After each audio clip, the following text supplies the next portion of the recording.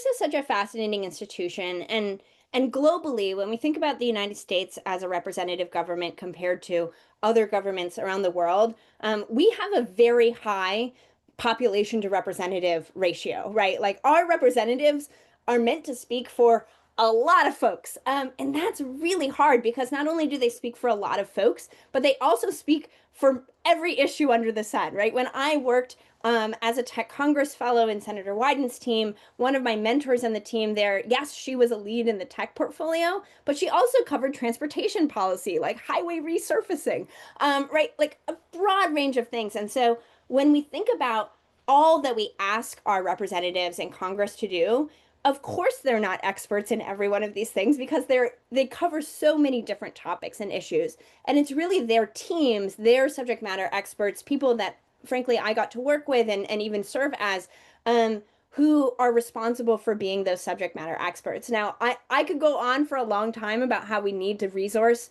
Congress and our institutions better and get them more staff and get them more capacity, because it is a kind of impossible task to cover all of these different subjects with such a small team, right? If you were running a company that served as many people and as many different product lines, if you will, as our representatives do, we would absolutely have a bigger team running things. It's absolutely wild. That being said, I think that gone are the days of the series of tubes or even some of the cringeworthy moments about Finsta in congressional hearings. I think that Congress has become a lot more savvy on technology, partially through public shame, right? Like it's just so embarrassing to get it wrong. That doesn't mean that every member is super up to speed, but almost everyone um, recognizes that technology is a tremendous force of change in basically every sector. Every congressional committee is being impacted by technology.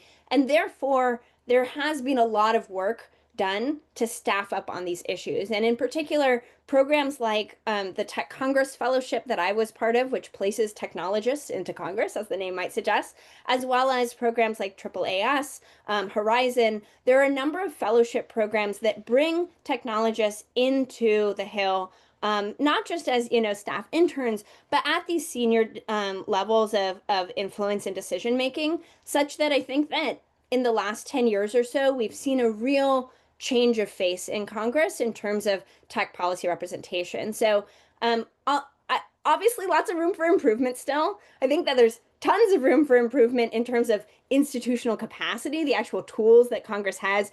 The technology in-house to do stuff is still needing a lot of work. But in terms of tech skills and knowledge, I actually think I'm pretty optimistic about where things are now and the recognition that technology is super important in this space. So room to grow for sure, but I think that it's not as dire as it might have seemed, 5 or 10 years ago.